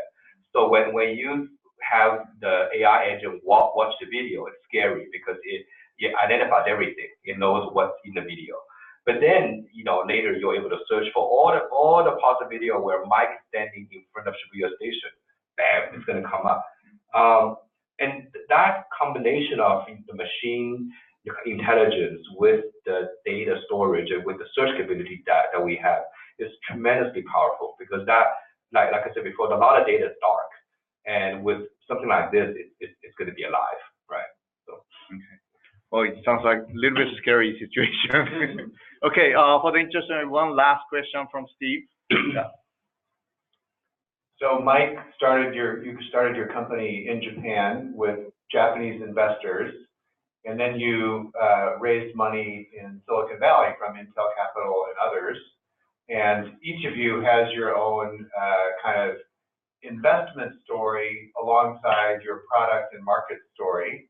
And I'm interested in particular, as you think about, how your investors have thought about your vision for the business and where you need to grow the company, how that has changed, or what sort of influence you have felt, different pressures you have felt relative to Japanese investors and typical Silicon Valley investors. Because I think one of the things that really interests me in this area is this idea that there's a lot of capital in Silicon Valley that doesn't always respect or understand Japanese startup world and Japanese entrepreneurs and the Japanese growth model and things like that. And so trying to bridge those gaps, I think, is one of the ways companies like yours are really interesting pioneers. And how have you managed to kind of, what sort of pressures have you felt, and how have you managed to bridge that gap between investor expectations that are probably very different in Japan and those in Silicon Valley? Well, Stanford, did you get that questions? We got the Richard. question. Yes, we could understand. Okay. All right. Okay. Yeah. So we've talked to investors really everywhere. I think a very important thing is for startups, the investors are really part of the team. Actually, a very important part of the team, probably the most important part of the team. So you have to sort of interview investors, and not so much with kind of a begging bowl kind of idea, but you really gotta make sure that you have the right fit in terms of your chemistry, just hiring someone. Right fit in chemistry, in terms of goals, in terms of how you check like references for your investors. Very important. And so for me, the way I view kind of the way the Japanese investors and the typical kind of value investor, again, I'm kind of stereotyping here, right? But the value investors tend to be very transactional. So they'll make a bet in a certain space, and there'll be a certain number of bets, and then if it works out, great. If not, then it's on to the next thing. And from a entrepreneur standpoint, that actually doesn't align with my interests, because I only get to bet on one, right? So I need that one to be successful. If it takes a few years longer, takes a few more turns, I need it to be successful. And that's the biggest difference I find between the Japanese investors and the typical value investor. The Japanese investors tend to buy into the team, buy into the vision, and are very patient capital. And that aligns with the with the founders' kind of values extremely well. Now, it's not to say that doesn't, really that doesn't exist, right? It's just that you have to work hard to find that kind of capital. So we've worked hard to, we have capital from Intel, from Goldman Sachs, from Lenovo, from Fidelity. I mean, look at these. All these are funds that bet on long term without a specific time frame, and they're betting on world-changing things. And world-changing things, they know it might take more than 3 years, it might take more than 7 years. So for I think everyone that's kind of raising money, I think when I was younger, certainly I was always thinking, I'm going in and I'm trying to sell the company. Well, actually, it's equally important to kind of feel, is there the right alignment with the investor? So Japanese investors. Yeah, with any investor. I was talking in general terms, but I've talked to I've talked to a lot of Japanese investors where I didn't think it was a good fit for the company, and I've talked to a lot of U.S. investors where it wasn't a good fit. It's important to kind of have that fit, because once you are kind of together, you're in the same boat, and you really you can't be successful without your investors being on the same page. Just it's very hard to be successful. Okay. Yeah. Like that. Is there anything you can add? I don't see much difference between U.S. investors and Japanese investors. Of course, as a region and the market size is very different. As long as you can choose the right investors who can share it, you can vision, and then the investment terms. Then I think any investor is okay. Okay. Yeah. Okay. All right. So I think now since we are Japanese, I like to be punctual. So, so I'd like to finish this panel discussion. Please give a big applause to all the three. Ken, I do think that Right, and got a final comment. It might be good if we final comment. let Alan close up. Yeah, so I have Alan Miners to have a final closure comments. So please stay with us.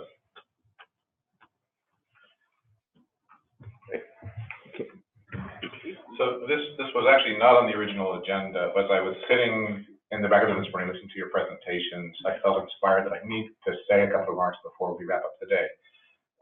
And yesterday morning, Mike and I were on a panel discussion with Ken at the American Chamber of Commerce, and I was asked a question about my reflections on the history of the Japanese startup ecosystem since 2000.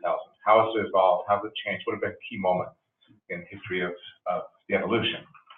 And at the beginning, and in my comments yesterday, I pointed to, for example, when Taizo-san first self-identified himself as a serial entrepreneur in 2006, first ever self-identified serial entrepreneur in my experience, or the Shoho Kaikaku in 2002, the Monbu Kagakusho's university program. So many points in time that were key transitional points for the ecosystem in Japan. And yesterday morning, I said there's one last missing piece, and it is that even since the time of SoftBank, no Japanese entrepreneur startup has figured out how to really build a global business. And when, you know where I'm going with this, of course, already, but when John, in his opening remarks, said today is historical, it was the first time we're presenting 3 innovation awards here to Japanese companies in INCJ, connected with Stanford. So the event itself, it is the first time we've done this event in the 8-year program. But as I was listening to the presentations, in the 8 years of this Innovation Awards program, we have struggled every year to find a young Japanese company, not yet public, still growing, still developing, still innovating, young and growing, that we could put on stage with an equally young and growing Silicon Valley company without embarrassing Japan. So we have always struggled to find the right balance between the age of the companies and the quality of the companies between Silicon Valley and Japan before Spain. And so I was listening and then reflecting back on what we did in Stanford 3 weeks ago. I would stand any of you up against any of the entrepreneurs that presented to us in February. And so today, in my experience, it's the first time in my experience doing venture capital in Japan in 20 years that I've seen 3 entrepreneurs that I would stand up against the best of the best in Silicon Valley. And you're already, all 3 of you, very far along in implement, not just thinking about, not just dreaming about, not just talking about, but implementing successful global businesses. And that's the last missing piece in Japan's ecosystem. And the 3 of you are on the forefront of accomplishing that. And I always get really emotional when I experience historic things, or even people with my kids sometimes, and they find it very embarrassing. But so I just want to say, today truly is a historical moment in my mind in the evolution of Japan's startup ecosystem, and this moment is probably the finest accomplishment of the Japan Innovation Awards in its 8-year history to date. And I hope that the 3 of you are role models for many more Japanese entrepreneurs that follow after you and learn from you. Okay, great. Well, thank you, Alan. It's just the beginning, so we'll see. Okay, well, thank you so much, everyone, and to joining. And we're gonna adjourn, and please have a great day, great evening.